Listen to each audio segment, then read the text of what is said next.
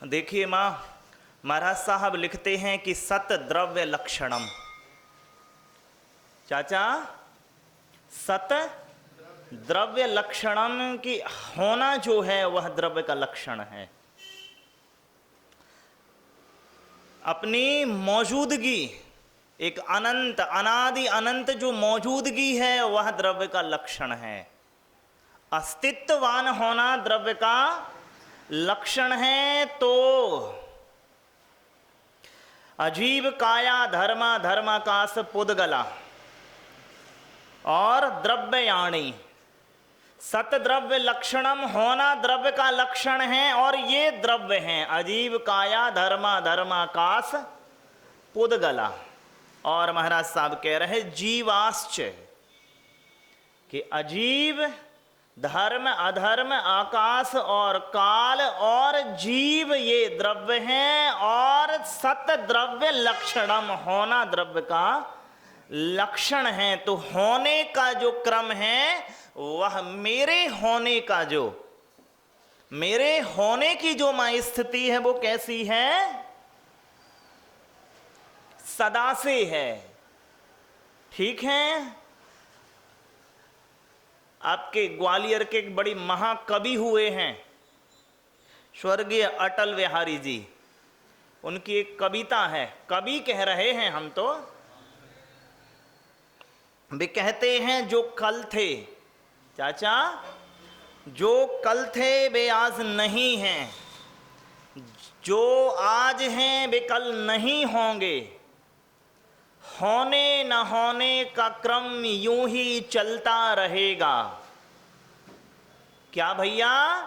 जो कल थे वे आज नहीं हैं, जो आज हैं वे कल नहीं होंगे, होने न होने का यह क्रम यूं ही चलता रहेगा। हम हैं, हम रहेंगे, ये भ्रम भी सदा पलता रहेगा। तो होने ना होने का जो ये क्रम है मां, वह तो सदा चलेगा। यदि मैं ठीक से देखूं या आप ठीक से देखो तो होना तो हमारे स्वभाव में निहित है। मेरा होना मेरे स्वभाव की अनिवार्य शर्त है मां। अमरता आपको मिला हुआ वरदान है। ठीक है कि नहीं? तो होना ना होना तो मेरा क्रम चलेगा।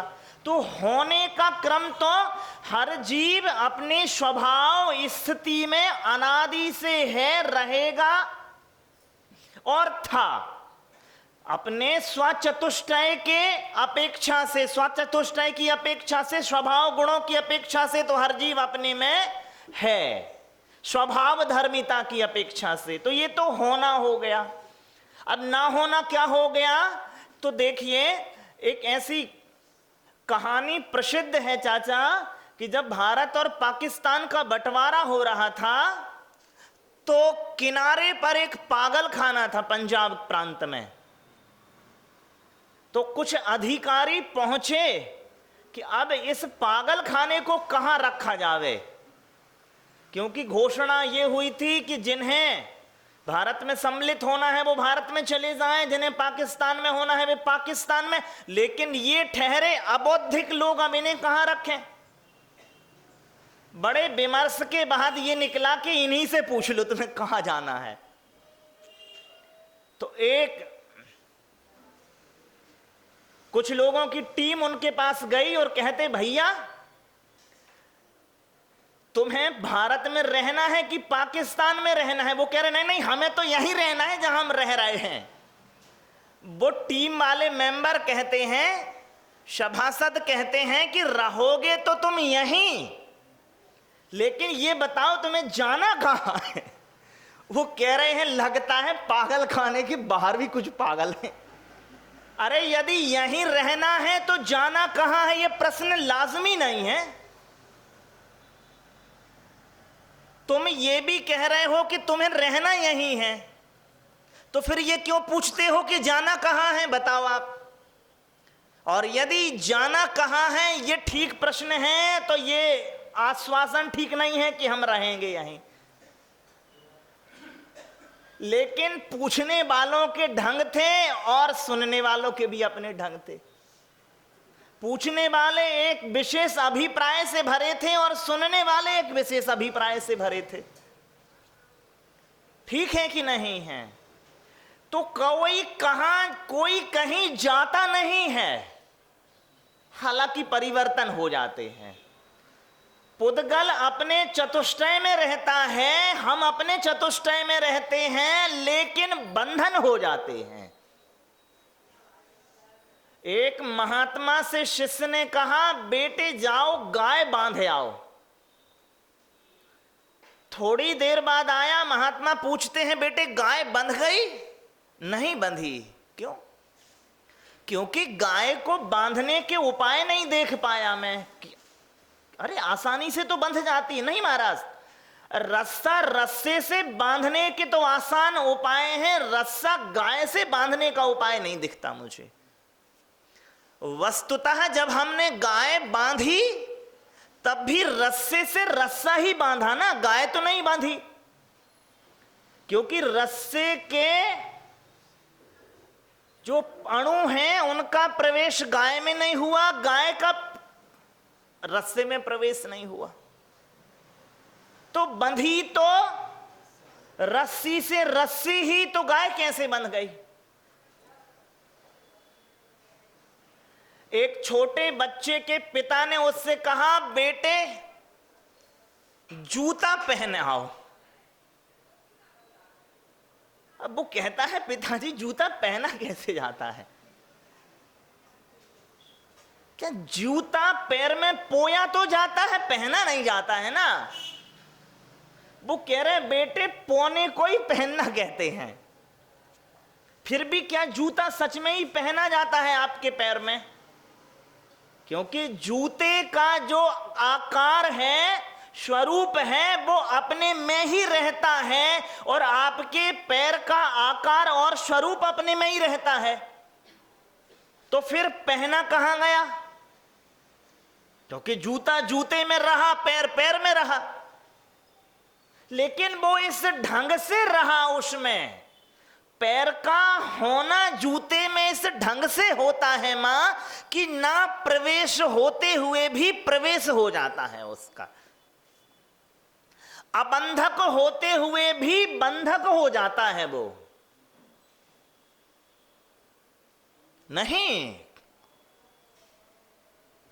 एक पहलवान पिता, बहुत से उसके बच्चे हैं, मान लो 8 है,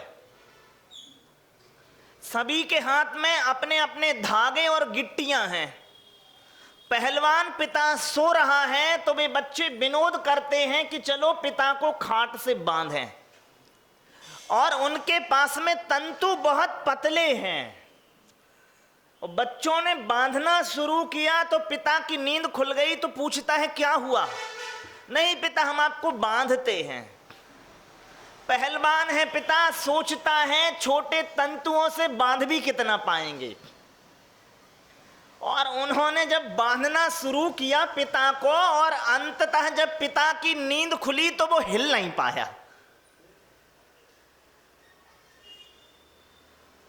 नहीं हिल पाया ना, क्योंकि एक तंतु की एक लय और दूसरी लय और तीसरी लय, अंततया बे 8 की लय जो इतनी लयाकार हो गई कि अब पिता उठ नहीं पा रहा है। वो आरंभिक में समझता है कि आसान है मुक्त हो जाना, क्योंकि तंतु तो खूब सूक्ष्म है। तंतुओं के साथ सूक्ष्मपना शर्त है कि नहीं? परम परम सूक्ष्मम, ये शर्त है उसके साथ में। नहीं तो हम सोच रहे हैं खूब सूक्ष्म है तो आसानी से तोड़ दिए जाएंगे। नहीं, लेकिन मां, घर में मनुष्य आ जाए और मच्छर आ जाए, दोनों में से भगाना किसको ज्यादा आसान होता है बताओ? मनुष्य को भगाना ज्यादा आसान है कि भैया निकलो, स्थूल काय हैं तो तुम नहीं निकल रहे हो तो घर के 4 आदमी मिलके निकाल देंगे। लेकिन मच्छर को, क्योंकि जो जितना सूक्ष्म है उसकी उपस्थिति आपके घर में उतनी ही तो नगण्य हो गई ना। तो अब खोजते रहो कि गया कहां, है कि नहीं है मां। तो जो परम परम सूक्ष्मम है जो शब्द है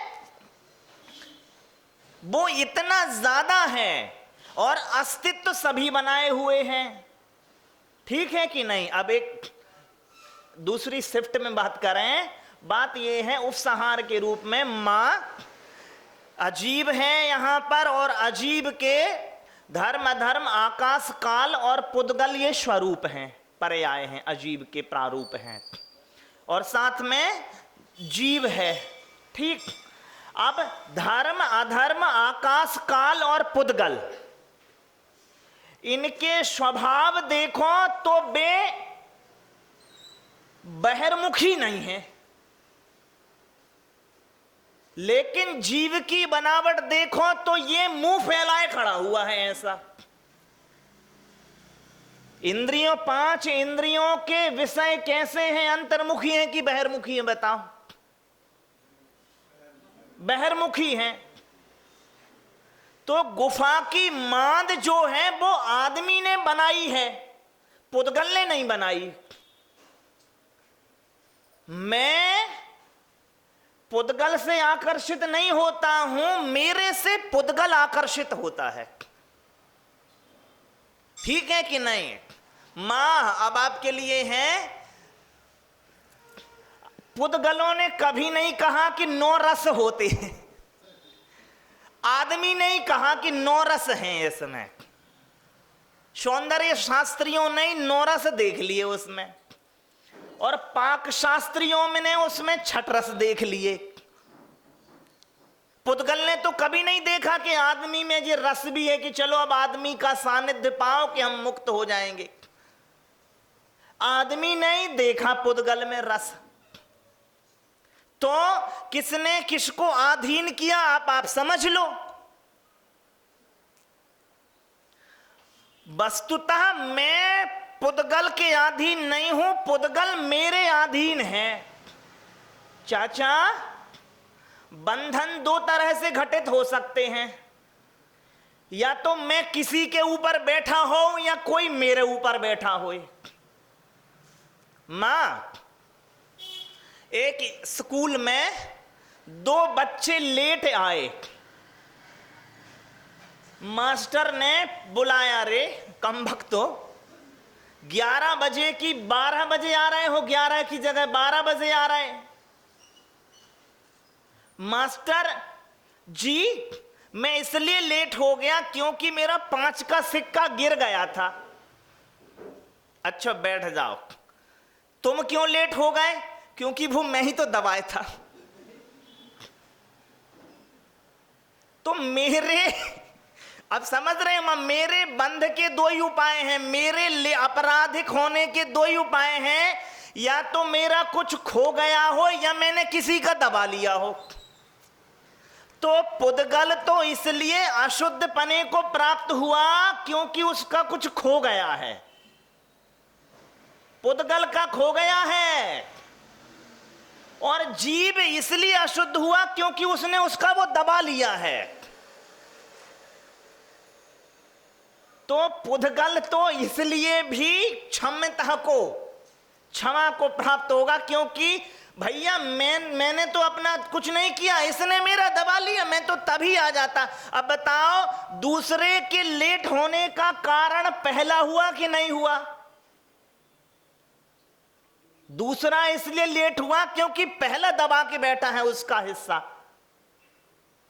तो पुद्गल का प्रवेश जीव ने कर लिया है, जीव का प्रवेश पुद्गल ने कभी नहीं किया। तो बंध की जो पूरी की पूरी उत्तरदायित्व, बंध के जो पूरे उत्तरदायित्व आते हैं वो मेरे ही आते हैं। अब ये बात अलग है कि दूसरे का गिरा हुआ सिक्का तुम्हें वहां रोके रख रहा है। तुम छोड़ के आ भी सकते थे, लेकिन मैंने चाहा कि मैं नहीं जाऊं। तो आरंभ में तो मैंने सिक्के को अपना बनाया, बाद में सिक्के ने मुझे अपना बना लिया। क्योंकि मां, यदि आपके थैला में पूजा के बर्तनों के साथ में दान की राशि भी लाख रुपये रखी हो, तो अभी आप अब जितने बर्तन संभाल रही हो उससे ज्यादा बैग संभालोगी। तो रखाना तो माई ने था, लेकिन मैं तो मां का ही। लेकिन पहले पैसा इनका ध्यान रख रहा था, क्योंकि जे वक्त बेवक्त काम आएगा। अब मां इनका ध्यान रख रही है कि भैया बेवक्त छोड़ो, तुम हर वक्त मुझे ध्यान रखो। तो ऐसे ही जो कर्म का हुआ, जो महाराज साहब कह रहे हैं आगे सूत्रों में, रूपिणा पुद्गला, और तो हर द्रव्य का एक ना एक उपकार है अलग अलग तरीके से। ठीक है कि नहीं है चाचा?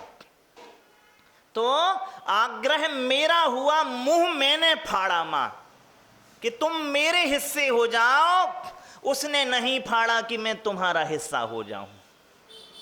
तो अब गणित समझ लो कि मैं ही हूं कर्म में सामर्थ्य भरने वाला। कर्म मुझे नहीं चलाता है, मैं कर्म को चलाता हूं। और एक ठीक से देख लें तो भाग्य नाम की कोई पर्याय होती नहीं है, पुरुषार्थ ही होता है। मां पुराना भाग्य है, पुराना पुरुषार्थ ही तो भाग्य के रूप में परिलक्षित होने लगता है। तो भाग्य नाम की कोई चीज होती नहीं है, पुरुषार्थ ही होता है सब कुछ। ठीक है कि नहीं है? तो इस ढंग से भी सोचना शुरू करें कि मेरे ही पुरुषार्थ हैं जो आज उदय में आ रहे हैं, और कल बेउदय में आएंगे जो मेरे आज के पुरुषार्थ हैं। बोलिए पूज्य मंगलानंद सागर मंगल सागर मुनि महाराज की जय। महाराज से